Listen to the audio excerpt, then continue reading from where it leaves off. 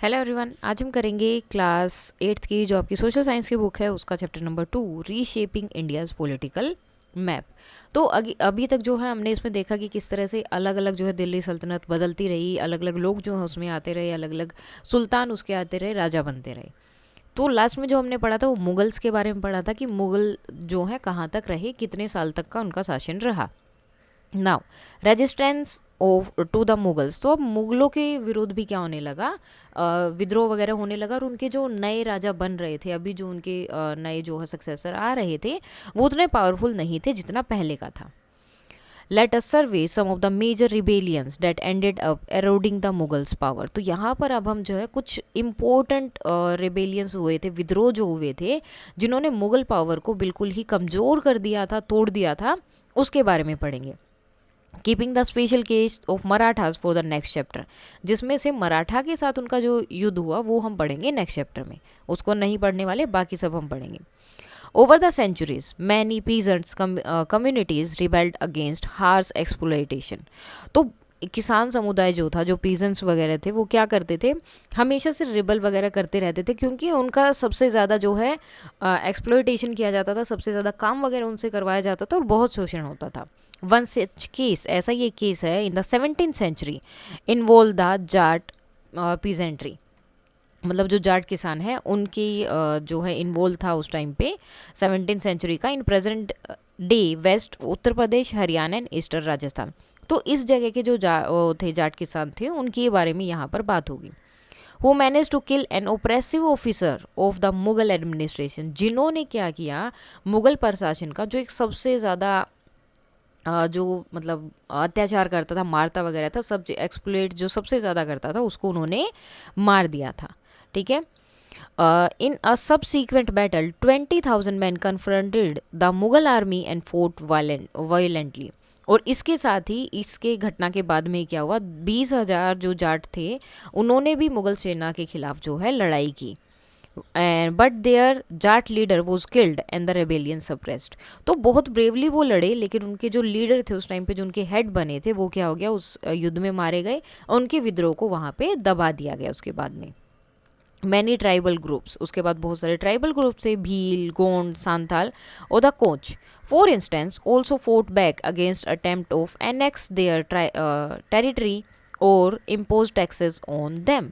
तो इसी तरह से ये जो बाकी के आदिवासी समूह थे, जो ट्राइबल ग्रुप्स थे, जैसे कि भील, गोंड, सांथाल और कोच, इन्होंने भी जो उनके जो एरिया था उनको जो ले लिया गया था, उनकी टेरिटरी को जो छीन लिया गया था, उन पर जो टैक्स लगाए गए थे उनके खिलाफ फाइट की उन्होंने भी।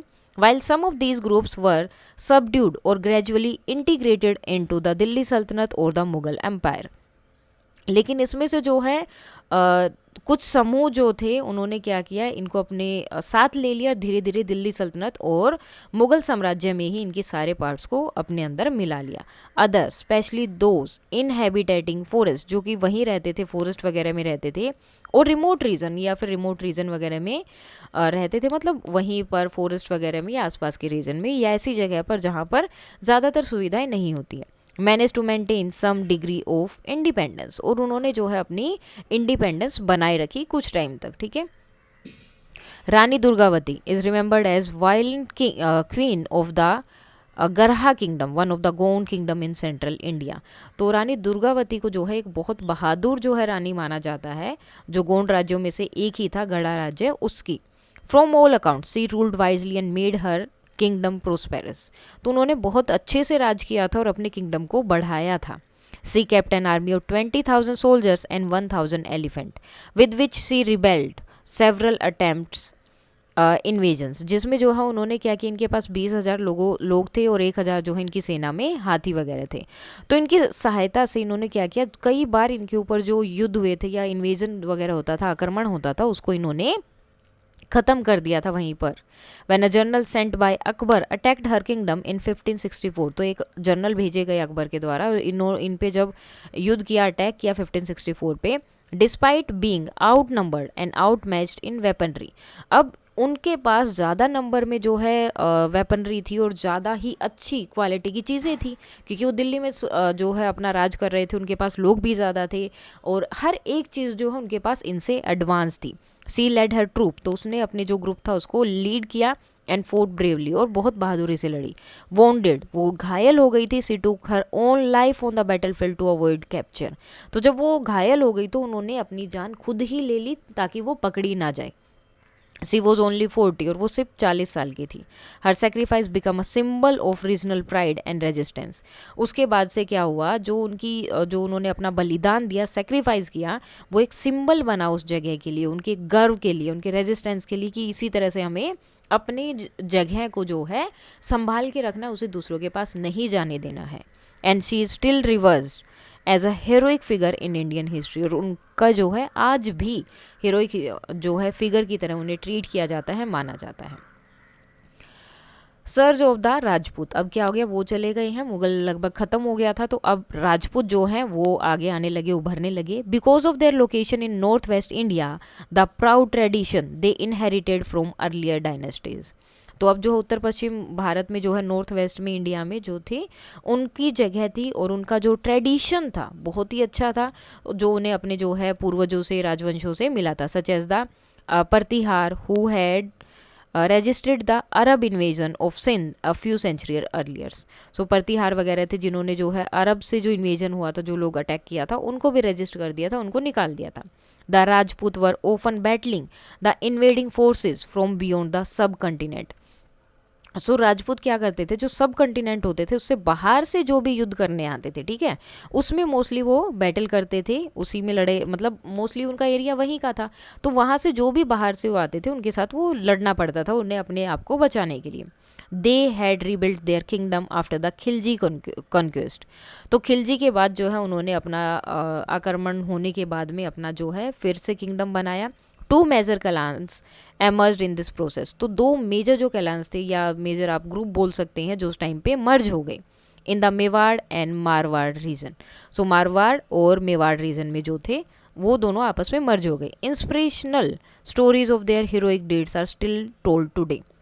उनकी इतनी इंस्पायरिंग स्टोरीज हैं जो आज तक भी बोली जाती, इतने मतलब हीरोइक चीज़ें उन्होंने वहाँ पे की थी। इन पर्टिकुलर थ्रू पॉपुलर बैलेट्स, तो कुछ कहानियाँ हैं, गीतों से जो हैं वो कहानियाँ या चीज़ें जो हैं बताई जाती हैं।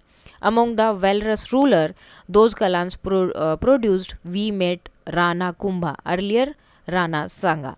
सो इसमें जो है जो बताए जाते हैं अलग अलग, जिसमें से एक जो पावरफुल इनका रूलर आप बोल सकते हैं, जिन्होंने अपने पूरे जो है कैलान को, अपने पूरे ग्रुप को जो है प्राइड फील करवाया था, उसमें से सबसे पहले राणा कुंभा आते हैं, मतलब जिसके बारे में हमने पढ़ा, और उनसे भी पहले आते हैं राणा सांगा, जो कब है अर्लियर 16th सेंचुरी, ठीक है, उस टाइम पे थे। यूनिफाइड सेवरल राजपूत कलांस, तो इन्होंने क्या किया, बहुत सारे राजपूत कलांस को एक साथ किया, ग्रुप्स को एक साथ किया। Won many battle against sultan, सुल्तानों के खिलाफ बहुत सारी बैटल जो है इन्होंने जीती।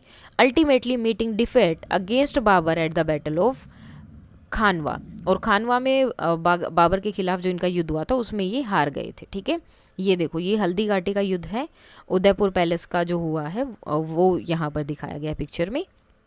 Although he inherited a wounded kingdom from his predecessor, अब उन्हें जो है अपना किंगडम जो मिला था वो यहाँ पर घायल कैसे बोला, वोंडेड कैसे बोला, क्योंकि उसमें जो उतनी सारी चीज़ें अब नहीं बची थी, बार बार हमला करके उसको लूट लिया गया था, या इस तरह से, ठीक है। Mewar ruler Maharana Pratap refuse to accept Mughal suzerainty and become the face of Rajput resistance. लेकिन जो मेवाड़ के शासक थे, जो राजा थे महाराणा प्रताप, उन्होंने जो है मुगल का जो मतलब कि वो अपने आप को राजा बताना चाहते थे मुगलों का, वो उन्होंने नहीं जो है रिफ्यूज़ कर दिया था, उसे नहीं माना था। उसने बोला कि मैं इंडिपेंडेंट हूँ और इंडिपेंडेंट ही रहूँगा, और वो ही जो है राजपूत का जो विद्रोह था, राजपूतों का जो भी विद्रोह था, उसका फेस बन गए थे।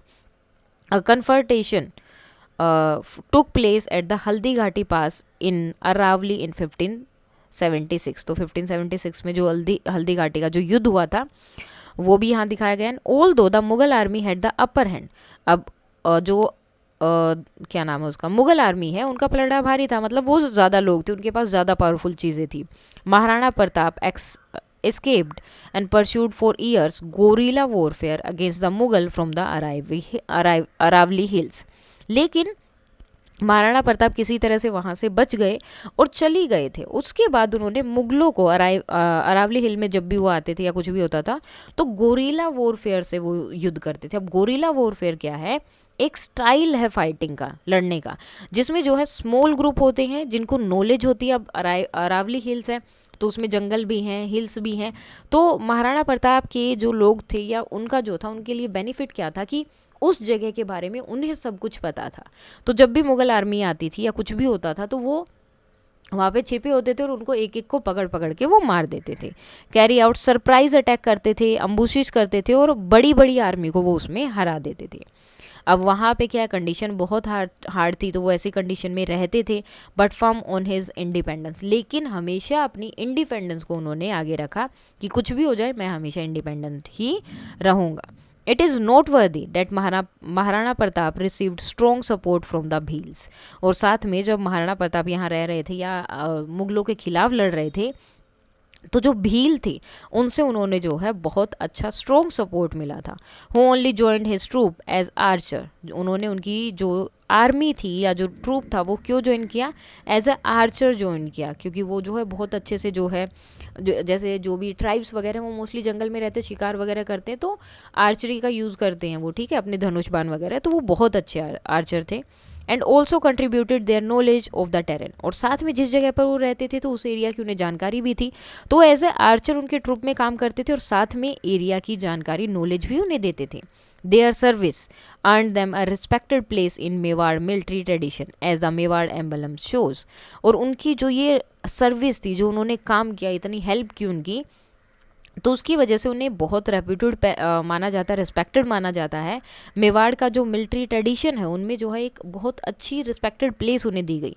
जो मेवाड़ का एम्बलम है उसमें ये भील है और ये महाराणा प्रताप है, तो उनमें भी उन्हें जगह दी गई है। So while some Rajput states eventually allied with the Mughal. अब कुछ राजपूत क्या थे, वो तो अलाई कर गए थे मुगल के साथ, अपनी बेटियों की शादी कर दिया इस तरह से, थ्रू डिप्लोमेसी और मैरिज अलाइंस, किसी ना किसी तरह से वो मुगलों के साथ मिल गए थे। Some specially Mewar did not accept Mughal dominance. लेकिन स्पेशली जो मेवाड़ है, कुछ थे जिन्होंने मुगल की जो है डोमिनेंस को स्वीकार नहीं किया था, माना नहीं था, एक्सेप्ट नहीं किया था, जिसमें से एक मेवाड़ था। ड्यूरिंग औरंगजेब, जब औरंगजेब का शासन आया, सेवरल राजपूत नोबल्स रिबेल्ड। तो कुछ जो राजपूत थे जिन्होंने रिबेल्ड किया, विद्रोह किया, जिसमें से इंक्लूडिंग है दुर्गादास राठौड़ और मेरवार। तो दुर्गादास राठौड़ जो हैं उन्होंने भी क्या किया, उसका विद्रोह कर दिया था। Who fought to protect the independence of Jodhpur. जिन्होंने क्या किया, जोधपुर की इंडिपेंडेंस के लिए जो है लड़ाई की थी, उसको प्रोटेक्ट करने के लिए। Mughal authority thus remained limited in Rajasthan. तो मुगल अथॉरिटी जो है मेनली राजस्थान में क्या रही, थोड़ी सी वहाँ पर वो मीन्स रिमेन्ड लिमिटेड रही, ज़्यादा वो राजस्थान को कवर नहीं कर पाई, क्योंकि कोई ना कोई हमेशा होता था जो उनको वहाँ पर क्या कर देता था, रिबेल कर देता था, विद्रोह कर देता था। उसके बाद आते हैं Ahom. In the 13th century the Ahom ethnic group migrated from present day Myanmar to the Brahmaputra valley and form the Ahom kingdom there. तो जो 13th सेंचुरी थी उसमें क्या हो गया, जो अहोम का ये जो एथनिक ग्रुप है ये माइग्रेट हो गए थे। कहाँ से, जो आज के दिन का म्यांमार है आज के टाइम पे, वहाँ से ये ब्रह्मपुत्र वैली में चले गए थे, उस साइड चले गए थे, ब्रह्मपुत्र वैली की साइड, और वहाँ पे अपना अहोम किंगडम बनाया था। During both the sultanate and the Mughal period. अब दोनों सल्तनत और मुगल पीरियड के टाइम पे the Ahom ruler offered stiff resistance to attempt an expansion into the north west. So दोनों ही टाइम पे, जब सल्तनत चल रहा था, जब मुगल काल था, दोनों ही टाइम पे इन्होंने क्या किया, यहाँ पर मतलब जिस जगह पर वो रह रहे थे नॉर्थ ईस्ट में, यहाँ पर इन्होंने इनका एक्सपेंशन नहीं होने दिया। यानी कि मुगल और जो सल्तनत वाले जो भी थे दिल्ली में उस टाइम पे, जिनका भी राज था, उन्हें नॉर्थ ईस्ट में नहीं आने दिया। नॉर्थ ईस्ट में हमेशा ये लोग ही रहे। There unique pack system called on every able-bodied man to provide service to the state through laborer or military duty in exchange for land rights। तो इसमें जो है एक इनकी जो है अलग सी सिस्टम था, जिसे पाइक सिस्टम भी बोला जाता है, जिसमें जिसकी भी एबल बॉडीड है, यानी कि जो भी इंसान है जो हष्ट पुष्ट है, हेल्दी जो है, जो युद्ध में पार्ट ले सकते हैं, तो उन्हें जो है जो भी लैंड राइट्स दिए जाएंगे उसके बदले उन्हें या तो स्टेट के लिए कोई काम करना होगा या फिर मिलिट्री ड्यूटी करनी होगी। तो दोनों में से कोई ना कोई काम करना होगा, तभी जो है उन्हें उस राज्य में रहने दिया जाएगा या जो भी लैंड राइट्स है वो मिलेंगे। This allowed the rulers to create public infrastructure and maintain a large standing force without a permanent army. अब क्या हो गया उनके पास, अब यानी कि हर एक इंसान जो उस टाइम पे मिलिट्री का पार्ट था, अब अलाउड कर दिया रूलर को, उसका पब्लिक इंफ्रास्ट्रक्चर भी बहुत अच्छा हो गया था और लार्ज आर्मी जो है हमेशा उनके साथ खड़ी रहती थी। मतलब उनके पास बहुत ज़्यादा फोर्स था, परमानेंट आर्मी नहीं थी लेकिन जब ज़रूरत होगी तो वो फोर्स उनके लिए बहुत काम आता था। Over the time, the Ahoms assimilated the local culture, promoted agriculture, encouraged diverse faiths, and contribute to the rich tradition of Assam. So धीरे धीरे समय के साथ साथ ये जो भी उनका लोकल कल्चर था उसको उन्होंने बढ़ाया, ठीक है, उसको माना। मतलब जो आसपास, अब वो तो वहाँ गए थे माइग्रेट होके, लेकिन वहाँ के लोग पहले भी तो जो लोग थे वो वहाँ रहते थे, तो उनकी जो कल्चर था उसे उन्होंने अपनाया, एग्रीकल्चर को प्रमोट किया और सबको जो है इनक्रेज किया कि हर एक फेथ को माना जाए। यानी कि मेरा ये भगवान है तो मैं इसी को मानूंगा और सबको इसी को मानना नहीं, वो हर एक फेथ में बिलीव करने को बोलते थे और असम के रिच ट्रेडिशन में कंट्रीब्यूट किया उन्होंने। Now discuss in the class how the pike system affected the daily lives of the people in the Ahom kingdom. तो Ahom kingdom में जो पाइक सिस्टम था उसने जो है किस तरह से डेली लाइफ्स को अफेक्ट किया, both in term of challenges and benefit, दोनों में बताना है, and help the king manage both the armies and the economy. So the pike system significantly influenced the daily lives of people in Ahom kingdom, presenting both challenges and benefits. The system granted every able-bodied man land right in exchange of labor और military service तो देनी पड़ेगी उनको. This arrangement provide economic stability हो गया उनका and ensure किया एक रेडी जो वर्क फोर्स उनके पास, राजा के पास हमेशा रहेगा. रिड्यूस किया कॉस्ट को by eliminating the need of permanent army. However mandatory service disturb daily life, placing pressure on families. Despite these challenges the system facilitate the construction of vital infrastructure such as roads and canals. It also enabled the maintenance of a strong military, exemplified the Battle of Sarai Ghat in 1671. Overall, the pike system enhanced the efficiency of both the economy and military. In the 17th century, when Aurangzeb sent Mughal forces, अब 17th centuries में जब औरंगजेब ने Mughal forces को वहाँ भेजा, briefly capturing the Ahom capital. अब अहोम की जो कैपिटल थी उस टाइम पे गढ़गांव, उसको कैप्चर करने के लिए, मतलब उसको जीतने के लिए जब उसने अपनी सेना को वहाँ भेजा, the Ahom use their knowledge of the terrain. उन्होंने क्या किया, उस जगह को अब वो अच्छे से जानते थे. वहाँ पे क्या थे, फॉरेस्ट थे, बहुत घने forest, hills and rivers, and पेरिजेंस guerrilla tactics to repulse the attack. अब उन्होंने वही गोरिला टैक्टिक्स जो वहाँ पे राजपूतों ने यूज़ किया था, वही टैक्टिक उन्होंने भी वहाँ पे यूज़ की, जिससे कि जो अटैक करने के लिए आए थे उन्हें पता ही नहीं चलता था.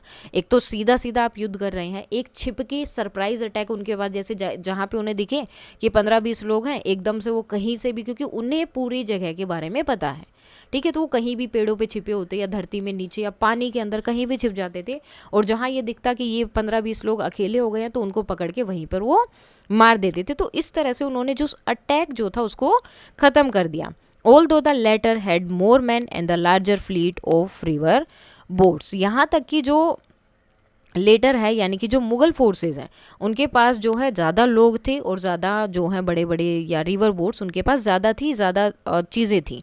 Notably in the battle of Saraighat. तो सराई घाट की जो बैटल हुई थी यहाँ पर, fort on the Brahmaputra river, जो ब्रह्मपुत्र रिवर पर थी, नियर प्रेजेंट डे गुवाहाटी, जो आजकल का क्या है गुवाहाटी है. द अहम military commander Lachit Borphukan and his 10,000 man defeated a Mughal force. उन्होंने जो है, मतलब उनके पास सिर्फ 10,000 लोग थे, ठीक है.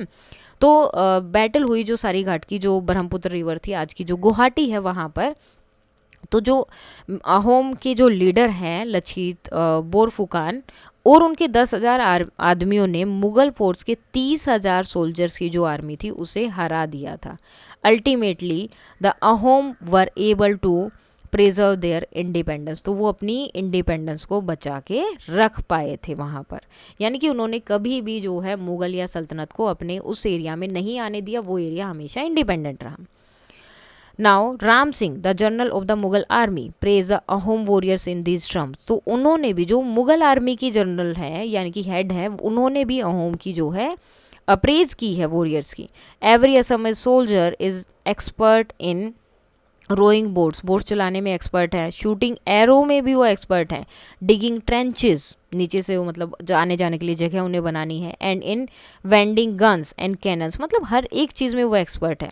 I have not seen such spaceman of versatility in any other parts of India, और इस तरह के इंसान मैंने आज तक अभी कहीं पर भी नहीं देखे हैं। How did the Ahom use the rivers, hills and forest of Assam's to their advantage, अपने एडवांटेज के लिए कैसे उन्होंने उनका यूज़ किया। Can you think of ways in which the geography helped them build defence and fight wars. So the Ahom effectively utilise the geography of Assam's including its dense forest, hills and the Brahmaputra river to their advantage in warfare. Their strategic, अब क्या थी उनकी gorilla जो tactics थे वो हुए। Ambushes particular evident during the battle of Saraighat in 1671, using the natural landscape as barriers and hiding spots for their troops. Natural landscape को उन्होंने यूज़ किया, यूटिलाइज किया रिवर रूट्स को, ताकि डिफेंसिव स्ट्रेटेजीज जब उन्होंने बनाई। Complicating enemies navigation and supply line. This geographical knowledge allowed the Ahoms to effectively defend their territory and maintain their independence against larger forces. Battle of Sarighat with an Ahom boat in the forward, ये वाला ये दिया हुआ है। Then statue है Ahom warrior का during the Battle of Sarayghat की जो battle हुई थी। Now अब आता है Rise of the Sikhs. In 15th century Punjab, Guru Nanak separated the message of equality, compassion and oneness of God. एक ओंकार का उन्होंने नारा दिया था, मैसेज दिया था कि सब एक है, सब एक जैसे हैं, किसी को अलग या इस तरह से उन्होंने वहाँ पे नहीं माना। सो यहीं पर इन्होंने क्या किया था, एक ओंकार का नारा दिया था और सबको इक्वल मानने का मैसेज सेपरेट किया था। His follower came to be known as Sikh, अब जिन्होंने भी गुरु नानक जी को फॉलो किया उनको सिख बोला गया। Although Sikhism began purely as a spiritual movement, अब सिखिज्म जो बिगेन हुई थी, शुरू हुई थी, वो सिर्फ एक स्पिरिचुअल मूवमेंट था जिसमें जो है लोगों को एक मानना है और कोई अलग अलग भगवान नहीं है। उन्होंने बोला एक ओंकार की सब एक ही है, सबका भगवान एक ही है, सब मतलब जो हम अलग अलग नाम लेते हैं वो अलग अलग आप ले रहे हो, लेकिन अल्टीमेटली सब एक है।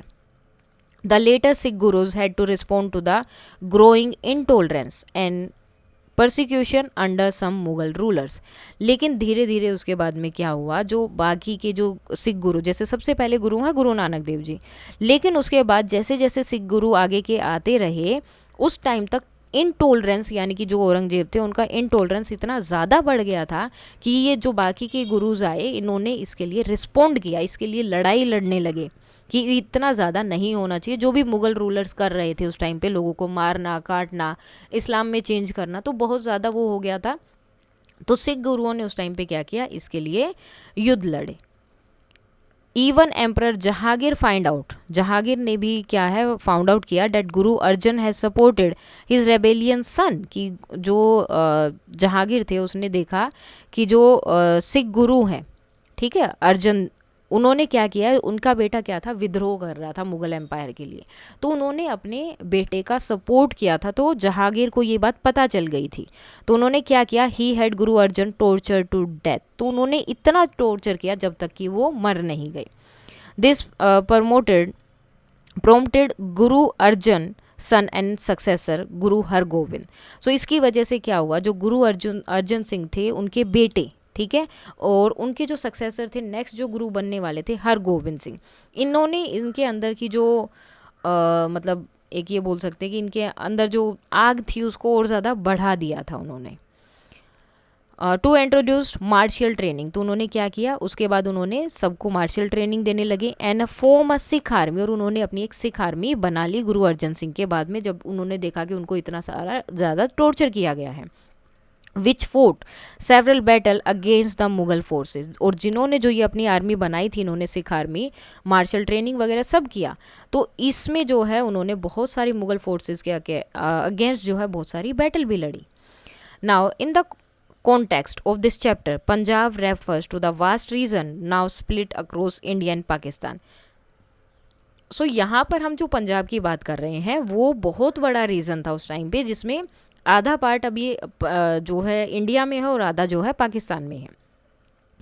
द सिख सैक्रेड टेक्स्ट, अब जो सिख की जो सैक्रेड टेक्स्ट है, पवित्र बुक जिसे बोला जाता है, ग्रंथ बोला जाता है, Guru Granth Sahib, was first compiled bye Guru Arjan. तो वो सबसे पहले जो है किन्होंने बनाई थी, गुरु अर्जन सिंह ने उन्हें एक साथ किया था, कंपाइल किया था. गुरु तेग बहादुर हाइम्स वर एडिड लेटर, उसके बाद जो गुरु तेग बहादुर थे उनकी जो हाइम्स थी, बातें थी, वो उसमें लाई गई. It stresses that there is one god for all, तो वो इस चीज़ पर फोकस करता है कि एक ही गॉड है सबके लिए. Who establish the earth as a home for dharma, जिन्होंने जो है, अब उनके लिए भगवान क्या है, भगवान वो है जिन्होंने अर्थ को जो है धर्म की एक जगह बनाया, घर बनाया है. And enjoin Sikh for practice truthness, compassion, humanity and self control among other values. और सिख जो है, सिख क्या कर रहे हैं, जो सिख है वो प्रैक्टिस करते हैं, मानते हैं करुणा को, ठीक है, ट्रूथफुलनेस को, ह्यूमैनिटी को, मतलब हर एक चीज़, और खुद पे जो कंट्रोल है उसके लिए सारी चीज़ें जो है सिख में है, सिखों में. An example, truth is high but higher still is truthful living, कि सत्य ऊंचा है, सबसे ऊपर है, लेकिन सत्य निष्ठा से जो भरा जीवन है, यानी कि आप अगर हमेशा सही जगह पर चलिए, धर्म का पालन किया, कभी किसी का गलत नहीं किया, तो अगर आपने वैसा जीवन जिया तो वो सबसे सही है. Now in 1675 a group of Kashmiri Pandits approached Guru Tegh Bahadur seeking protection from rebellion persecution. So Kashmiri Pandit थे 1675 में, वो गुरु तेग बहादुर सिंह के पास आए ताकि सुरक्षा मांगने के लिए अपने लिए. The guru decided to stand with them and court martyrdom. अब उन्होंने जो है उनके साथ, मतलब अगर उनके पास कोई भी आएगा तो उन्हें क्या करते थे, हेल्प करते थे, चाहे कोई भी आ जाए. आज भी अगर आप देखेंगे जो भी सिख हैं, सरदार हैं, आपको कहीं ना कहीं वो हेल्प करते हुए मिल जाते हैं. और उन्होंने जो है गुरु ने डिसाइड किया कि वो उनकी हेल्प करेंगे, और उनकी वजह से जो है उन्हें अगर बलिदान देना पड़े, मरना पड़े, तो वो भी उन्हें हुआ, क्योंकि उन्हें मारा गया. उसके बाद उन्हें अरेस्ट किया गया. औरंगजेब ने ऑर्डर दिया उनको कि कन्वर्ट हो इस्लाम में, डिस्पाइट टॉर्चर, और बहुत ज़्यादा उन्हें टॉर्चर किया गया. And despite witnessing 2 of his disciples being torture to death, the guru refused. इसके साथ ही उन्होंने अपने 2 शिष्यों को भी उनके सामने, आंखों के सामने औरंगजेब ने जिंदा मरवा दिया, मतलब मरवा दिया था उनकी आंखों के सामने, और बहुत बुरी तरह से. ऑन औरंगजेब्स ऑर्डर, औरंगजेब के ऑर्डर पर ही हुआ, लेकिन गुरु ने, जो गुरु तेग बहादुर है, उन्होंने तब भी जो है इस्लाम को नहीं जो है माना था, कि वो तो उन्होंने बोला कि तुम्हें जो करना कर लो, मैं इस्लाम नहीं मानूंगा. He was publicly beheaded in Chandni Chowk, उन्हें जो है, जो दिल्ली में चांदनी चौक है, वहाँ पर सबके सामने उनका गला काटा गया था या फांसी की सजा दी गई थी. इन रिस्पॉन्स, अब इसके रिस्पॉन्स में गुरु तेग बहादुर के जो बेटे थे, गुरु गोविंद सिंह, जो 10वें गुरु थे और लास्ट गुरु थे, एस्टाब्लिश द खालसा, उन्होंने जो क्या है, खालसा शुरू किया. A martial brotherhood committed to justice, equality and defense of faith, which frequently clashed with the Mughal forces at a great cost of life. तो खालसा की स्थापना की उन्होंने. खालसा का मतलब क्या था, उन्होंने, इनका काम ही एक है, ब्रदरहुड है, लोगों की हेल्प करना है, किस चीज़ के लिए, जस्टिस दिलाना है, इक्वालिटी के लिए, फेथ को अपना जो उनका सिख जो उन्होंने धर्म बनाया था उसको डिफेंस करना है, उसको हमेशा बचाना है. और इनकी जो है बहुत ज़्यादा क्लैशेस होते रहे, किसके साथ, मुगलों के साथ, और बहुत ज़्यादा जो है इसमें लड़ाइयाँ भी हुई, और बहुत ज़्यादा जो है इसमें जाने भी यहाँ पर गई थी. अब ये नहीं कि उन्हें डिफेंस जो है अपनी ही फेथ का करना, वो हर एक धर्म को वहाँ पे बचाने के लिए बोलते थे. Now do you know what the gurdwara Sisganj Sahib in Chandni Chowk, क्या आपको पता है गुरुद्वारा शीशगंज साहिब जो है चांदनी चौक में, फेमस शॉपिंग एरिया भी है दिल्ली में, सिग्निफाइज, क्या बताता है, इन सिखिज्म गुरुद्वारा क्या है, एक प्लेस है, जगह है पूजा करने की, वर्शिप करने की.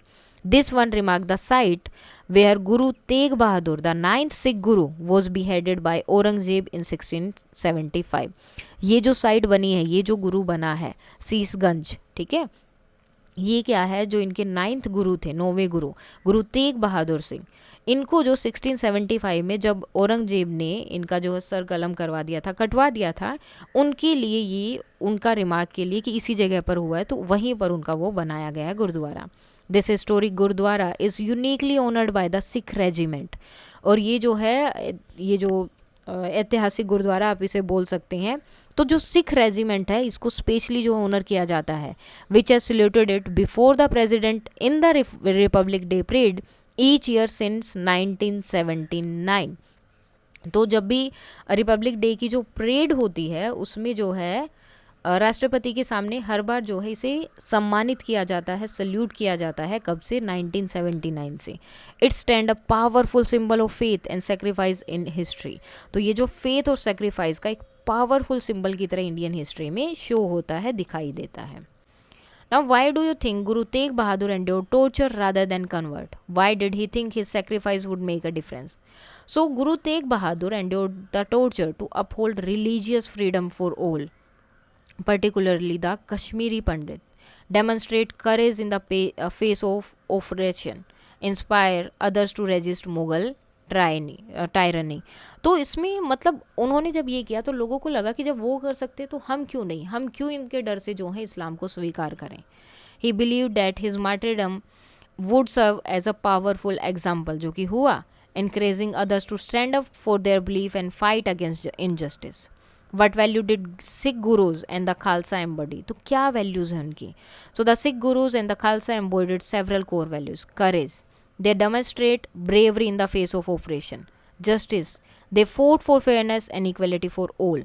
Equality. They promoted the idea that everyone is equal and regardless of their background. Selfless service. They encouraged helping others without expecting anything in return.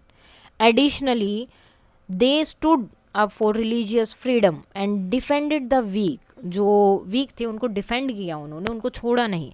Fostering unity and moral strength among their followers. How are they relevant in today's world? तो आज की दुनिया में वो कैसे relevant है?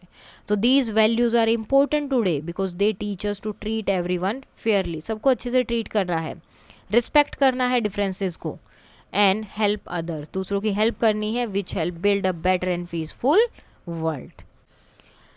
Now as the Mughal Empire declined, अब Mughal empire decline हो गया, ख़त्म हो गया था, specially under the onslaughted of the Marathas. खासकर जो हम नेक्स्ट चैप्टर में पढ़ने वाले हैं, मराठास के लगातार हमलों की वजह से ये मोस्टली बिल्कुल ख़त्म हो गया था।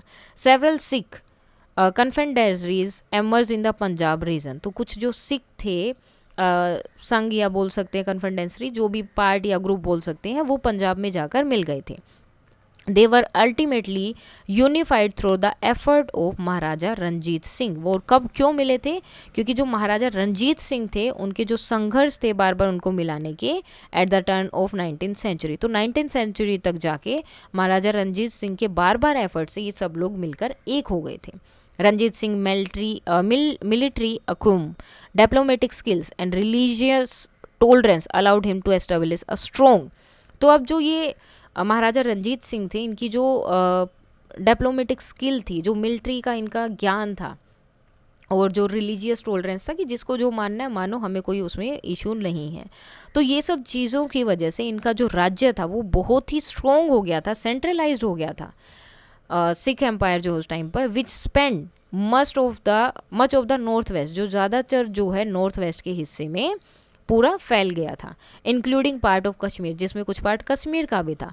Till the mid 19th century, अब लगभग 19th सेंचुरी के मिड तक, this empire registered both Mughal remnants and later British expansion. तो इसमें जो है मुगल का जो है थोड़ा बहुत आपको देखने को मिलता है, और बाद में ब्रिटिश, ठीक है, दोनों ही, अगर कोई भी वहाँ पर आता था, मुगल के जो बचे हुए लोग थे वो अगर इन पे युद्ध के लिए आते थे, या फिर जो ब्रिटिश थे वो अपने एक्सपेंशन के लिए आते, तो इन्होंने हमेशा उसको रिबेल किया, उसका हमेशा से विद्रोह किया। Administrating India, administration under the Delhi सल्तनत।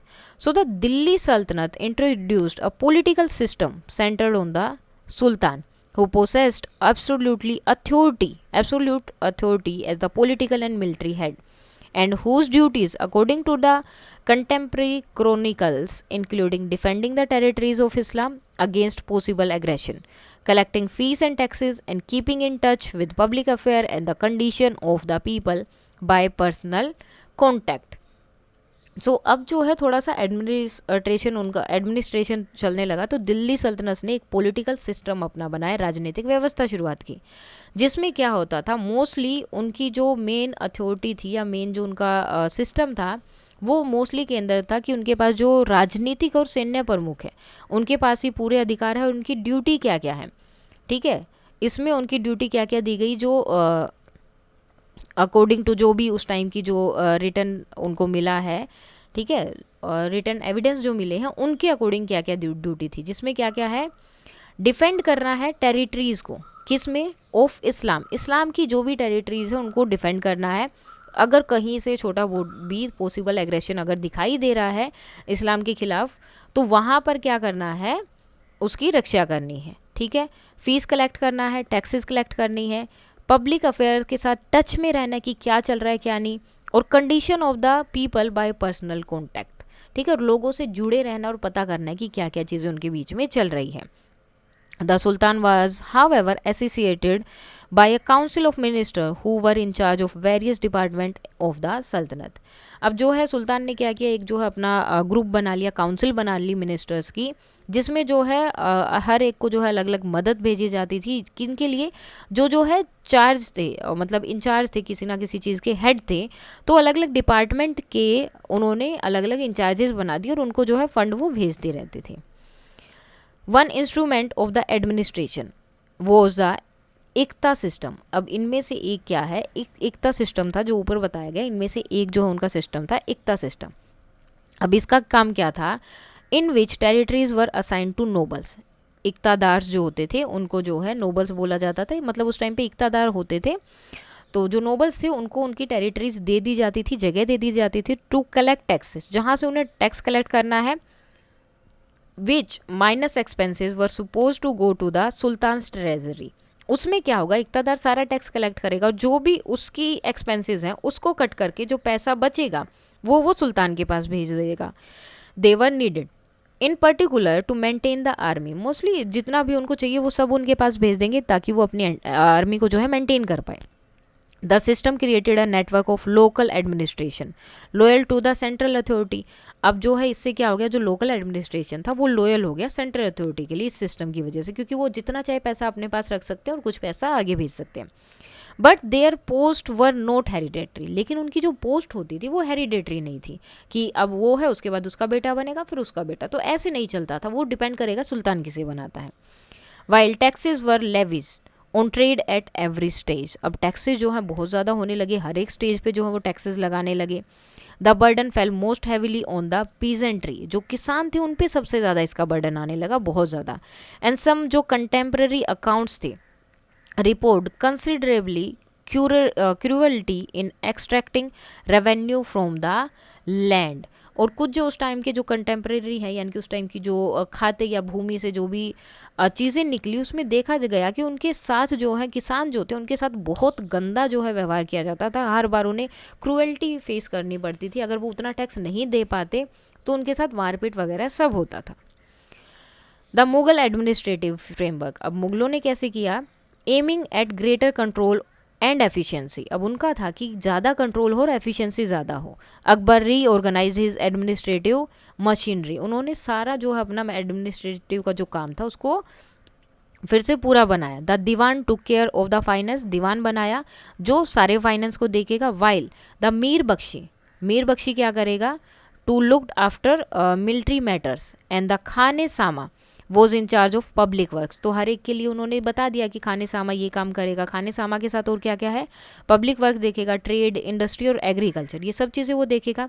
Beside the royal house hold, ठीक है, अब ये सारे काम वो देखते रहते थे कि हाउस होल्ड वगैरह सब उन्हें देखना है।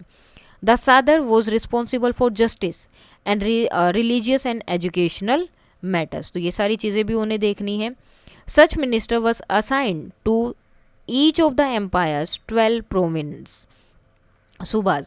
तो ऐसे जो उन्होंने क्या किया था, 12 प्रोविंस बनाए थे एम्पायर में और हर एक मिनिस्टर को असाइन कर दिया था, विच वर फर्दर सब डिवाइडेड। उसके बाद और भी उनको छोटे छोटे पार्ट्स में डिवाइड कर दिया, with effective check and balance enforce between the government official. और साथ में बीच बीच में चेक भी करते रहते थे, बैलेंस मतलब बना के रखते थे। ये नहीं कि उनके ये लगे कि पूरा हमारे पास ही हम जैसा चाहें वो कर सकते, तो वो जो है बीच बीच में उनका रिकॉर्ड वगैरह सारी चीज़ें चेक होती रहती थी। At the village level, traditional structure of cell governance continued more or less undisturbed। और विलेज लेवल पे एक दूसरा ही स्ट्रक्चर उनके बना दिया था, जिसका एक तरह से ये कि सेल्फ गवर्नेंस थी। विलेज वाले अपने अकॉर्डिंग ही चीज़ें चलाते थे, थोड़ा बहुत उसमें कभी कभी डिस्टर्ब हो जाता था according to this. Now Akbar also institute the mansabdari system. उन्होंने साथ में मनसबदारी सिस्टम भी वहाँ पर शुरू किया। As Abul Fazl recorded in his Aine Akbari, which describes Akbar's administration, Mansabdars, according to their Masab, were expected to maintain a precise member of elephants, horse and camels as well as troop for the state। अब अबुल फजल ने जो है क्या किया है, आईने अकबरी लिखी है, जिसमें अकबर के एडमिनिस्ट्रेशन यानी कि अकबर के बारे में सारी चीज़ें उसमें बताई गई हैं। उसमें अकबर का एडमिनिस्ट्रेशन कैसा है, मान सबदार यानी कि जो ऑफिसर्स हैं, और उसको अकॉर्डिंग टू देयर क्या बोला जाता था, मासाब बोला जाता था। अब इसमें जो है इनसे जो है एक्सपेक्ट किया जाता था कि वो एक जो है परसाइज नंबर रखेंगे आपने मिलिट्री में, एलिफेंट्स का, हॉर्स का, कैमल्स का, एज वेल एज ट्रूप्स वगैरह राज्य के लिए, कि इतनी जो है उन्हें सेना में इतनी सारी चीज़ें होनी ही चाहिए किसी भी तरह से। This made it possible to assemble an army at a short notice without having a maintain a permanent centralized army। अब इससे क्या होगा, वो इतनी चीज़ें हमेशा रखेंगे उनके लिए, तो एकदम से अगर कभी ज़रूरत पड़े, और ज़्यादा आर्मी का खर्च भी नहीं होगा कि इतना तो हमें चाहिए, इससे ज़्यादा की ज़रूरत नहीं, तो उतना वो हमेशा रखते थे। और सेंट्रलाइज्ड आर्मी का जो है ज़्यादा मेंटेनेंस भी उन्हें कुछ ज़्यादा नहीं करना होता था, और शॉर्ट नोटिस पे ही उन्हें एक जो है पॉसिबल जितनी आर्मी चाहिए वो एक साथ असेंबल हो जाती थी। Regular inspection were carried out to ensure compliance. अब जो है हमेशा इंस्पेक्शन बीच बीच में होता रहता था ताकि सब चीज़ें जो है सही से चलती रहे। Mansabdar were generally paid by being assigned land. तो उन्हें जो है जागीर दी जाती थी, उसके अकॉर्डिंग उनकी पे होती थी, पेड किया जाता था। Were therefore also known as jagirdar. तो इसलिए उन्हें जागीरदार भी बोला जाता है। Despite Akbar growing tolerance for different faith, non-Muslim were kept in a minority in the higher echelons of the administration। अब जो है अकबर ठीक था, वो टॉलरेंस थे, और नॉन मुस्लिम के लिए भी ये नहीं करते थे कि नॉन मुस्लिम है तो वो ही आएगा, तो जो है मतलब नॉन मुस्लिम को वो ज़्यादा वो नहीं करते थे। उन्हें लगता था जिसका जो धर्म है वो उसे मान सकता है, वो उसको ज़बरदस्ती नहीं बोल रहे थे कि तुम इस्लाम को कबूल करो। तो उनके जो हायर जो पोजीशंस थी एडमिनिस्ट्रेशन में भी, उसमें भी जो है कुछ कुछ माइनॉरिटी वाले लोग आपको देखने को मिलते हैं। फॉर इंस्टेंस, जैसे कि the percentage of non Muslim official in his administration rarely accessed 1/3 of the total. ठीक है, 1/3 से ज़्यादा उसमें नहीं होते थे टोटल में, अगर आप काउंट करो तो इतने ही होते थे। And was often much less, या फिर इससे लेस होते थे। मतलब वो बोलते थे कि ठीक है कि नॉन मुस्लिम को मुझे कोई दिक्कत नहीं है, लेकिन उनका जो एडमिनिस्ट्रेशन था उसमें ज़्यादातर मुस्लिम ही थे, नॉन मुस्लिम बहुत कम होते थे, 1/3 या उससे भी कम। Even among Muslim official those of the foreign origin were generally favoured. अब मुस्लिम में भी वो क्या करते थे, जो बाहर से आए हुए मुस्लिम है, यानी कि जो उनके जैसे वो अफ़गानिस्तान से आए थे या जहाँ से आए थे, तो वहाँ से जो मुस्लिम आते थे उनको ज़्यादा फेवर किया जाता था, उनको ज़्यादा ऊंची पोजीशन दी जाती थी। जो इंडियन ओरिजिन के जो मुस्लिम थे उनको फेवर कम मिलता था कंपैरिजन टू जो दूसरे मुस्लिम बाहर से आए हुए मुस्लिम थे उनकी वजह। टोडरमल, अब टोडरमल कौन है, Akbar's finance minister, introduced N efficient revenue system. Todarmal ने क्या किया, उनके फाइनेंस मिनिस्टर थे, एक बहुत ही अच्छा एफिशिएंट रेवेन्यू सिस्टम वहाँ बताया। He made detail survey for crop yields, की कितनी क्रॉप काटी जाती है या एल्ड होती है, बनती है, बना आती है, पूरा उन्होंने सर्वे किया। एंड प्राइजेस सर्वे किया, सब कुछ। And determined price for each crop on the basis of that information. और ये सारी इन्फॉर्मेशन से उन्होंने हर एक फसल के लिए एक जो है प्राइस बता दिया। He also initiated a systematic survey of the land in the entire empire which boosted revenue collection and strengthen the state apparatus. अब उन्होंने किया कि उन्होंने जो इस तरह का जो सिस्टमेटिक उनका जो सर्वे चला, उससे क्या हो गया, पूरे एम्पायर में क्या हो गया, रेवेन्यू बढ़ गया और स्ट्रेंथ हो गई उनकी स्टेट जो है पहले से ज़्यादा पैसे के मामले में, इन चीज़ों में। We will see a different kind of administration, अब अलग तरह का एडमिनिस्ट्रेशन भी हम देखेंगे, लेकिन जो कि मराठास में था वो हम नेक्स्ट चैप्टर में पढ़ने वाले हैं। पीपल्स लाइफ, लोगों की लाइफ कैसी थी। Despite shifting political powers between the 13th and 17th century, India witnessed vibrant economic activities, तो बहुत ज़्यादा जो है इकोनॉमिक एक्टिविटीज़ भी उसमें चल रही थी, thanks to its agrarian foundation, लेकिन जो एग्रीकल्चर था उसकी वजह से thriving artisanal industries, community based and temple based economies and extensive trade networks, तो ये सारी चीज़ों की वजह से, ठीक है, जो खेती वगैरह करते थे, जो आर्टिस्ट वगैरह थे, इंडस्ट्री वगैरह थे, जो भी मतलब चीज़ें थी, अर्थव्यवस्था वगैरह, और जो ट्रेड वगैरह उनका होता था, इनसे जो है इनका इकोनॉमिक ट्रेड जो है बहुत बढ़ गया था, बूस्ट हो गया था। Building on decentralised economic and social system, तो अब ये जो है सेंट्रलाइज नहीं रहा था, ठीक है, ये क्या हो गया था, सोशल सिस्टम ज़्यादा हो गया था, सच एज शेरियंस, जो गिल्ड्स हैं, जातिज, प्रोफेशनली डिफाइंड कम्युनिटीज़, ठीक है, and system for credits, the subcontinent remained one of the wealthiest regions in the world. So अब इसमें क्या हो गया था, जो जो अलग अलग गिल्ड्स बन गए थे, जो उनके जाति यहाँ पर बन गए थे, तो इनके लिए जो क्या था, जो इनके सिस्टम बने थे, सिस्टम फॉर क्रेडिट, यानी कि जो इनको पैसे देने हैं, ठीक है, जो मतलब एक तरह से लोन वगैरह देते हैं, वो सब जो बना था, उसकी वजह से ये रीज़न जो है क्या बन गया था, उस टाइम का दुनिया का सबसे वेल्थी, सबसे जो है धनी आप बोल सकते हैं, सबसे ज़्यादा पैसे वाला रीजन सब कंटिनेंट बन गया था। The Sultanate period saw some progress in infrastructural works, और जो सल्तनत पीरियड था उस टाइम पे कुछ इंफ्रास्ट्रक्चरल जो है वर्क्स में प्रोग्रेस देखने को मिली, स्पेशली जो रोड थे नॉर्थ में इंडिया में, bridges, a few canals and other irrigation works, तो ये सब में प्रोग्रेस देखने को मिली।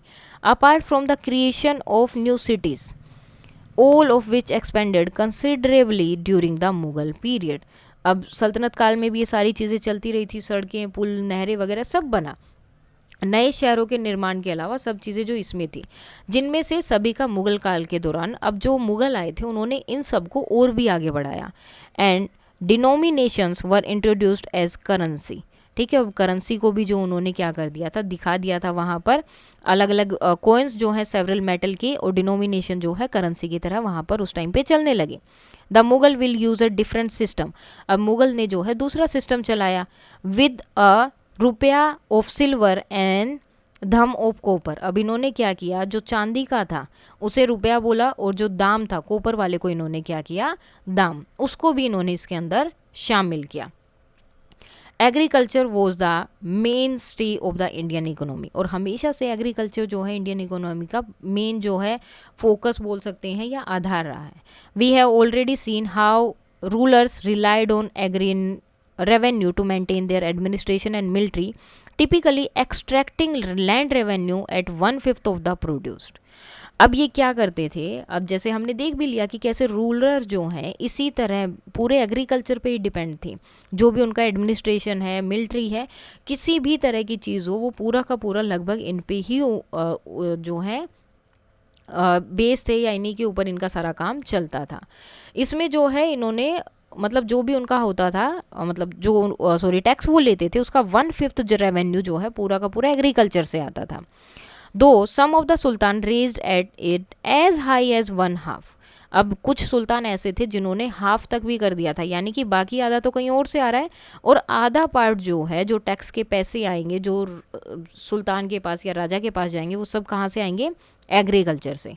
The expansion of irrigation system increase agriculture productivity, अब जो एक्सपेंशन हुआ एग्रीकल्चर सिस्टम का, तो प्रोडक्टिविटी भी बढ़ेगी, चीज़ें भी बढ़ेंगी, जिससे क्या होगा, प्रोडक्शन ज़्यादा हो जाएगा, मल्टीपल क्रॉप्स प्रोड्यूस होंगी, जिसमें बोथ फूड वाली भी होंगी जैसे rice, wheat, barley, pulses, sugarcane, spices, और नॉन फूड आइटम जैसे कि cotton, which fed thriving textile production, जिससे कि टेक्सटाइल का प्रोडक्शन बढ़ा, silk, wool, dye, timber, jute, तो ये सब हर तरह की मल्टीपल क्रॉप्स जो हैं बढ़ने लगी चीज़ों के साथ साथ।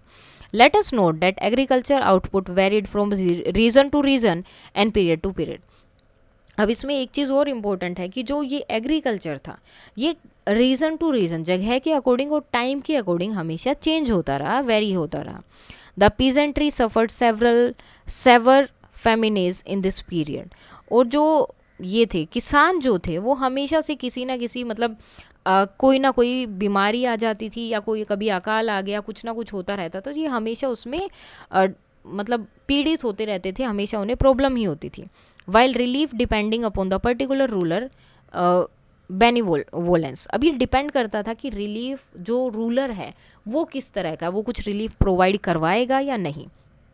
Apart from textile, craftspeople made a wide range of products from weapon to utensils to ornaments and jewelry items. अब जो टेक्सटाइल के अलावा भी जो क्राफ्ट्समैन थे उनका रेंज भी बढ़ गया, बहुत बढ़ गया था। वेपन से यूटेंसिल्स बनाने लगे, ऑर्नामेंट्स बनने लगे, ज्वेलरी के आइटम्स बनने लगे, शिप बिल्डिंग होने लगी, essential to river and overseas trade, तो इसके लिए बहुत ज़रूरी थी। Developed considerably in those centuries, और इस सेंचुरी में ये बहुत ज़्यादा बढ़ी क्योंकि इस सेंचुरी में ट्रेड वगैरह ज़्यादा हो गया। Indian goods were exported through coastal and riverside towns such as Calicut, Bangalore, सूरत, मुसलीपट्टम और हुगली। तो इन जगह पे जो है ट्रेड होने लगा, तो इन ट्रेड के लिए क्या चाहिए, रिवर साइड हो रहा है तो बोट्स चाहिए, तो इसलिए इन सारी जगह पर भी होने लगा। और इंडियन में जो गुड्स का ट्रेड था एक्सपोर्ट होने लगे, वो कहाँ से, कोस्टल एरिया से और रिवर साइड टाउन से, जैसे कि कालीकट, मैंगलोर वगैरह, इन सब जगह से। India imported much less than it exported, और इंडिया जो है इम्पोर्ट बहुत कम चीज़ें करता था और एक्सपोर्ट बहुत ज़्यादा करते थे। इम्पोर्ट प्रोडक्ट्स इंक्लूडेड, अब जो चीज़ें इंपोर्ट की जाती थी उसमें सिल्क, हॉर्सेज, मेटल और सब तरह की जो है लग्जरी गुड्स उसमें होते थे, मतलब बढ़िया बढ़िया चीज़ें ताकि राजा वगैरह यूज़ करें। मर्चेंट्स फ्रॉम अरेबिया, अरेबिया से जो मर्चेंट्स आते थे, पर्शिया से जो आजकल का ईरान है और सेंट्रल एशिया से, सेटल्ड इन इंडियन पोर्ट्स, वो इंडियन पोर्ट पे सेटल हो गए थे। Contributing to the bustling trade activity, जो कि जो ट्रेड अभी चल रहा था वो बस्ट हो रहा था, बढ़ रहा था, उसको और ज़्यादा बढ़ा रहे थे जब वो यहाँ आकर जो है एक तरह से वहाँ पर रहने लगे। द हुंडी सिस्टम, अब जो हुंडी सिस्टम था, प्रणाली थी, also enabled merchant to transfer fund across political boundaries without physical transporting currency. अब इस सिस्टम में क्या हो गया, जो मर्चेंट्स थे बिना पैसे के, मतलब एक्चुअली वो करेंसी ट्रांसपोर्ट नहीं कर रहे, लेकिन वो ईजिली जो है अपने फंड ट्रांसफर कर सकते थे पॉलिटिकल बाउंड्री से एक जगह दूसरी जगह, making them less valuable to plunder. तो इसकी वजह से क्या हो गया, वो जो है जो लूटपाट वहाँ पर हो रही थी उसकी वजह से वो कम जो है, इतना उसके लिए कुछ बहुत ज़्यादा कम हो गया था। अगर कोई लूटपाट करके कुछ लेके जा रहा है तो ईजिली लेके जा सकता था ट्रेड की वजह से। Trader communities such as Marwaris become adept at operating across different political regimes. So जो मारवाड़ी थे, जैसे व्यापारी समुदाय जो उस टाइम पे थे, वो जितनी भी पॉलिटिकल सिस्टम आते थे उसके अकॉर्डिंग खुद को जल्दी से अडेप्ट कर लेते थे। Developing parallel system of credit and trust that function independently of official structures. तो वो जो खुद को जल्दी से अनुकूलित कर लेते थे, उसके अकॉर्डिंग खुद को अडेप्ट कर लेते थे, तो इससे क्या होता था, जो उनका सिस्टम ऑफ क्रेडिट था, जो वो लोन देते थे, और जो ट्रस्ट होता था, जो पैसे देते थे, उनका ये सिस्टम उसके साथ साथ आराम से, मतलब उनकी पॉलिटिकल जो है राजा अपना काम करता रहता था और उनके साथ इतने अच्छे से काम करते थे ये लोग कि अपना लोन का सिस्टम अलग चलता रहता था, जो इंडिपेंडेंटली काम करता था, जो भी ऑफिशियल स्ट्रक्चर होते थे उसके अकॉर्डिंग। अब hundi was a written instruction to make payment to an individual. अब हुंडी में क्या होता है, किसी व्यक्ति को जो आपको पैसे देने हैं उसमें लिखित रूप से वो लिखा होता है, पेमेंट लिखी होती है कि इतने पैसे देने हैं। It could be carried across political borders and enabled financial transaction without the need of carry currency. अब इसमें क्या होता है, वो पॉलिटिकल बॉर्डर से ईजिली आप एक हैंड रिटन नोट्स हैं कि इसको इतने पैसे देने हैं, वो हैंड रिटन नोट्स जाके आपको यहाँ पर चाहिए वो पैसे, तो आप यहाँ से यहाँ जाएंगे और ईजिली जाकर उनसे पैसे ले सकते हैं। और इसके लिए कोई पॉलिटिकल बॉर्डर या कुछ भी जो है, आपको कहीं से कुछ कैरी करने की ज़रूरत ही नहीं है पैसे, क्योंकि आपको पैसे डायरेक्ट वहाँ जाके मिलेंगे। A precursor to modern banking, जैसे कि आज मॉडर्न बैंकिंग में होता है, आपको पैसे चाहिए तो डायरेक्टली ऑनलाइन ट्रांजैक्शन हो जाएंगे, ये तो नहीं कि मुझे लेकर कहीं पे जाना पड़ेगा। उसी तरह से this system worked across trade network without the participation of the ruling classes. अब ये जो काम था, ये जो सिस्टम था, ये चलता रहा, ठीक है, ट्रेड नेटवर्क में ये बहुत ज़्यादा चला, क्योंकि इसमें रूलिंग क्लास का कोई काम नहीं था, उन्हें जो टैक्स चाहिए था वो दे देते थे। Temples as center of economic activities. Many temples were more than centers for worship. Learnings and social interaction और परफॉर्मिंग आर्ट्स। सो बहुत ज़्यादा जो टेम्पल्स थे वो जो है सिर्फ वर्शिप के लिए, लर्निंग के लिए, सोशल इंटरेक्शन के लिए उस टाइम पे जो है यूज़ नहीं होते थे, बल्कि उसकी वजह और बाकी यूज चीज़ में जगहों पर या चीज़ में यूज़ होते थे। They also created ecosystem with bustling market. उन्होंने भी इको सिस्टम अपना बना लिया था मार्केट के बढ़ने के साथ ही। रूलिंग क्लास डोनेट करती थी लैंड और वेल्थ, जिसे दान बोला गया, टू टेम्पल डाइटीज, जो उस टेम्पल के भगवान हैं उनको। हेल्ड इन ट्रस्ट, वो ट्रस्ट उन्हें हेल्ड रखते थे अपने पास बाय टेम्पल मैनेजर, जो भी टेम्पल मैनेजर है वो। Who developed community infrastructure, irrigation system, tanks etcetera. तो कम्युनिटी के लिए कुछ ना कुछ उससे बना देते थे। अ पिलग्रिम अकोमोडेशन, जैसे कि धर्मशाला वगैरह बना देना, चार धाम वगैरह, ये सब चीज़ें वहाँ पे चलती रही।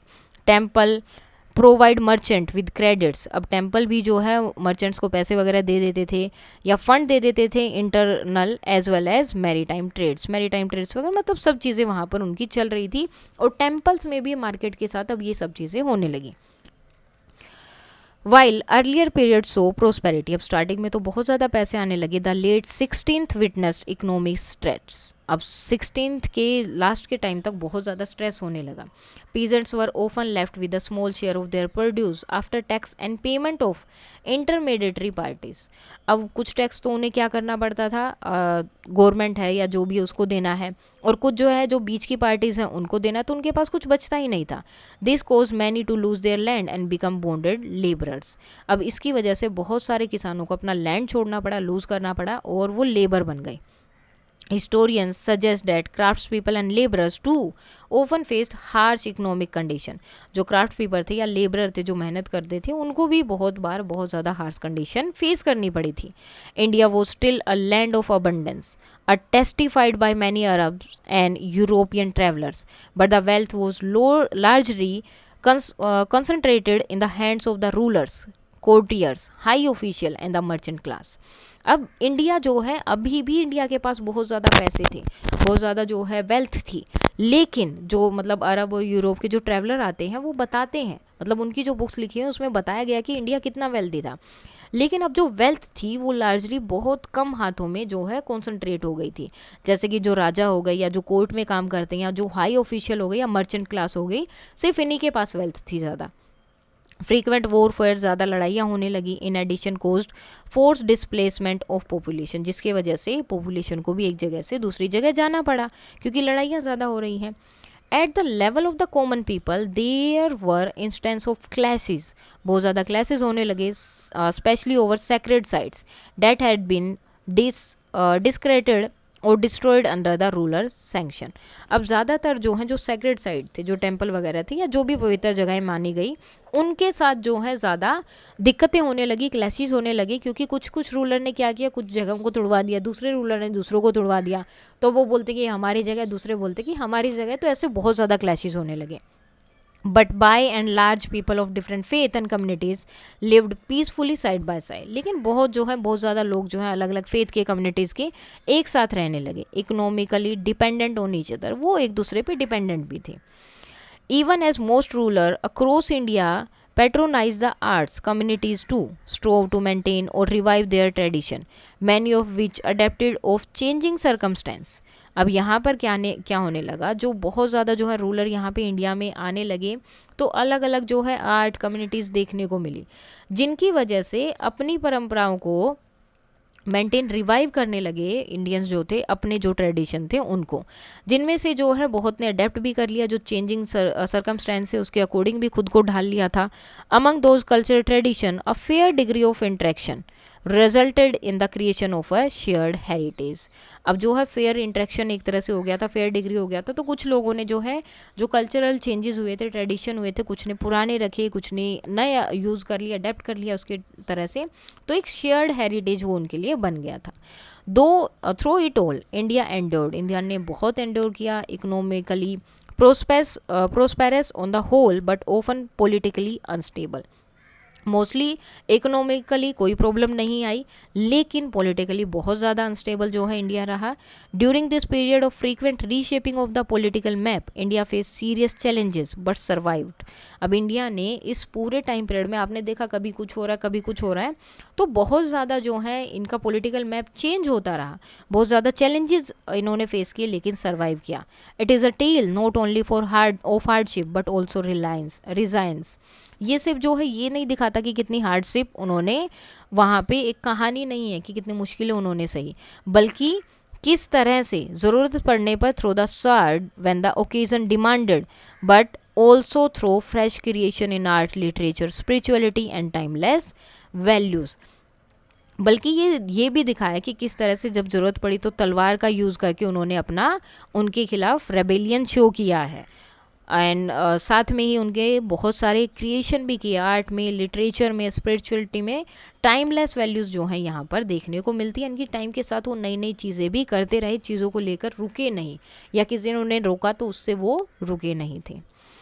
सो before we move on, this period witness many foreign invasions, बहुत ज़्यादा फॉरेन इन्वेजन्स हुए, बहुत ज़्यादा लड़ाइयाँ हुई, जैसे टर्की से अफगान, मुगल, विच कोर्स वाइड स्प्रेड डिस्ट्रक्शन, बहुत डिस्ट्रक्शन हुआ।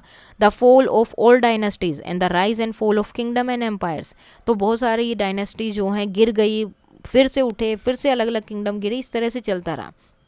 लगातार युद्ध होते रहे, अलायंस हुए, कॉन्क्वेस्ट की वजह से इंडियाज़ का पॉलिटिकल मैप बाउंड्री जो है चेंज होता रहा।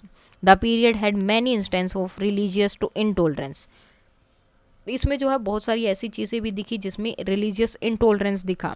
Buddhist, Jain, Hindu, Sikh, Zoroastrian and tribal suffered several persecutions at time, बहुत ज़्यादा प्रॉब्लम उन्हें जो है सफ़र करनी पड़ी। Though some rulers were more broad minded than others, और कुछ जो है रूलर्स अच्छे भी थे, ब्रॉड माइंडेड थे, जिन्होंने इसके लिए कोई प्रॉब्लम नहीं की।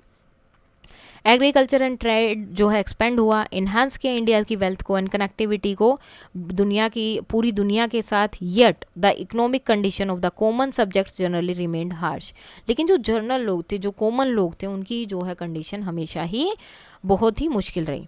Indian society showed adaptability and reliance in the rebuilding towns, cities and temple and other aspects of economy. तो इंडियन सोसाइटी ने अडेप्टेबिलिटी भी शो की और कहीं कहीं पर रिबेलियन भी शो किया जब रीबिल्डिंग हो रहा था टाउन का, सिटीज़ का, टेम्पल का, या किसी भी इकोनॉमी के किसी भी पार्ट का। At the same time it found way to preserve cultural tradition, अपने जो कल्चरल ट्रेडिशन थे उनको उन्होंने प्रिजर्व किया, ब्लेंड किया जो इंडिजीनियस पुरानी चीज़ें थी और फॉरेन एलिमेंट जो थे, जिनसे कि न्यू कल्चरल एक्सप्रेशन भी देखने को मिले। Many forms of art and culture हुए, including architecture, music, painting and ये सारी चीज़ें भी बहुत फ्लोरिस्ट हुई, बहुत आगे बढ़ी। इसके बाद आते हैं आपके question answers.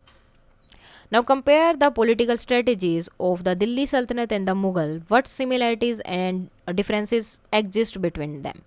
So similarities between the Delhi Sultanate and the Mughal Empire political strategies are: so similarities, military power, both relied heavily on military strength for expansion, war and battle, बहुत ज़्यादा उन्होंने युद्ध यहाँ पर लड़े थे। टैक्सेशन, कलेक्ट किया उन्होंने, रेवेन्यू, जजिया वगैरह सब लगाया था, आर्मी, फंड, एडमिनिस्ट्रेशन जहाँ से भी। Central authority, both maintained a strong central authority headed by the ruler, जो भी उनका एम्परर या सुल्तान होता था। Use of officials and nobles, both dependent on nobles and official for governance and administration. Difference between the Delhi सल्तनत and the Mughal, अब difference क्या क्या है? एडमिनिस्ट्रेशन, और डिफरेंस में दिल्ली सल्तनत में क्या है? Use the iqta system, land granted to nobles in return for military services. Mughal में क्या था? मनसबदारी सिस्टम यूज़ किया, ये ऑफिशियली जो है रैंक्ड होते थे, paid according to their position और सर्विस। मेथड क्या था रूल का? Relied mainly on force and military loyalty. Mughal में क्या था? डिप्लोमेसी यूज़ की, अलाइंस हुए, मैरिज अलाइंसेज वगैरह, और administration efficiency. Stability, frequently power struggle होता रहा, छोटे छोटे टाइम पीरियड के इनके जो है टाइम पीरियड रहा किसी भी राजा का, ज़्यादा स्टेबल था, ज़्यादा टाइम पीरियड तक एक राजा रहते थे। रिलीजियस पॉलिसी थी, often less tolerant towards other religions, promote किया रिलीजियस टॉलरेंस को अंडर सुलही कुल में। Governance outcome led to political instability and frequent changes of ruler, create a strong organised and lasting empire.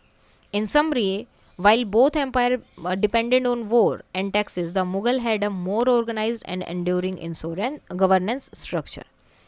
Why did kingdom like the Vijayanagar Empire and the Ahom kingdom manage to resist conquest for a longer time compared to others? सो इनको जो है ज़्यादा time क्यों लगा जीतने में, मतलब resist करते रहे, खुद का अपना इंडिपेंडेंट रहे, तो इनको जीतने में बहुत ज़्यादा टाइम लगा बाकी की वजह। इनका जो है जोग्राफिकल, मिलिट्री और सोशल फैक्टर क्या हो सकते हैं इनकी सक्सेस में। So kingdom like the Vijayanagar Empire and the Ahom kingdom successfully resist conquest for a longer time due to the several key geographical advantage, protected by rocky and hilly terrains of Hampi which made attack difficult। Ahom में क्या हुआ, dense forest थे, reverse थे, हिल थी असम की जो natural barrier की तरह काम कर रहे थे।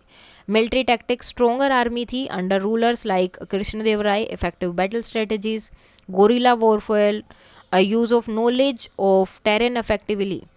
सोशल यूनिटी में क्या था, प्रमोटेड रिलीजन जो था, temple building and literature of unity people to unity people. Paik system था, एवरी जो भी एबल बॉडीड मैन है वो उन्हें आर्मी में सर्व करना पड़ेगा, तो फ्लेक्सिबिलिटी यहाँ पर ज़्यादा आई। Local support, strong support from local population provide stability and strength. Local population actively supported rulers ensuring resilience।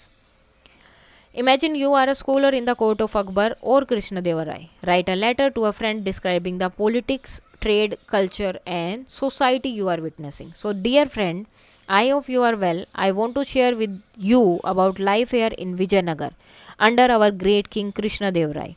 The empire is very strong and powerful, ruling much of the Deccan. The king is not only a brave leader but also a supporter of arts and learning. He encourages poets and scholars, and he even wrote a famous poem himself. Our city is full of beautiful temples, palaces, gardens, and busy markets. It is said to be as large as lovely as Rome. More traders come from different places to buy and sell goods here. Life in the city is full of energy and wealth. But after Krishnadev Rai passed away in 1529, things have become difficult. In 1565, a group of enemies fought against us and defeated our army in the Battle of Talikota. They destroyed many parts of our city, including temples and homes, and this has made life hard for many people. Now the empire is breaking into smaller parts, ruled by the local leaders called Nayakas. Still, the memory of Krishnadev Rai's rule and the glory of Vijayanagar remains strong in our hearts. Your sincerely, और आपका scholar name जिसने ये लिखा है उनका नाम आप लिखेंगे। इसके अलावा अगर आप चाहें तो अकबर के बारे में लिख सकते हैं।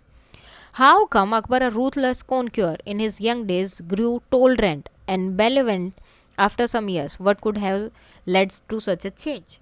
So when Akbar became emperor at the age of 13, he was initially a fierce and ruthless leader focused on conquest and military power. His early reign was marked by brutality, such as during the long siege of Chittor, where many lives were lost and survivors faced harsh treatment. Over time, Akbar's attitude began to change due to several factors. His interaction with people of different faiths and culture, marriage alliance with Rajput princesses, with fostered political and social ties, the influence of scholars and advisors in his court, who encouraged a major inclusive approach. Akbar abolished the jizya tax on non-Muslim and promoted Sulekul, peace with all, encouraging religious tolerance and harmony. He realized that ruling with respect and cooperation brought more stability and unity than fear.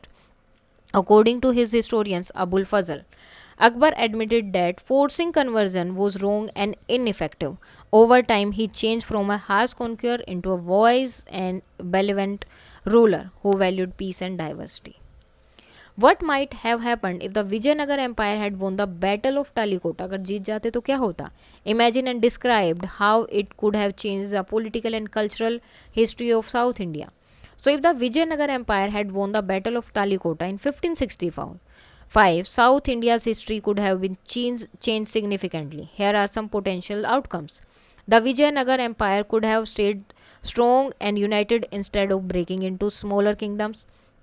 They might have stopped invasion from the Deccan Sultanates and even stood against the Mughal, changing India's power balance. Art, literature, and temple architecture could have grown even more, with famous poets and scholars enriching South India's culture. Cities like Vijayanagar could have become bigger trader and cultural centers, bringing more wealth and people. South India might have remained a powerful and influential reason for centuries, shaping its identity and heritage strongly. Many values promoted by early Sikhism, including equality, seva, and justice, remain relevant today. Select one of these values and discuss how it remained relevant in contemporary society. So, the value of equality taught by Guru Nanak is very important even today. He said all people are equal before God, yani ki ekonkar, rejecting caste and religious discrimination. Later gurus like Guru Tegh Bahadur also defended others' right to practice their faith freely. In today's world, equality helps us respect everyone, treat all fairly, and live together peacefully in schools, workplace, and society. Imagine you are a trader in a port city like Surat, Calicut, or Hooghly. Describe the scene you see as a trade good, regards goods people you have trade with, movements of ship, etc. So, as a trader in Surat, I see a busy and wealthy port. Ships from Arabia, Persia, and Africa bringing silk, horses, and metal, while we export cotton textiles, spices, and jewelry. Laborers unload cargo, and merchants crowd the lively markets. The hundi system makes money transfer safe. People of many regions live and trade here peacefully, making Surat a rich and vibrant centre of commerce. So इसके साथ ही आपका ये chapter हो जाता है complete. कोई doubt है तो आप बता सकते हैं. That's all for today and please like share and subscribe. Thank you.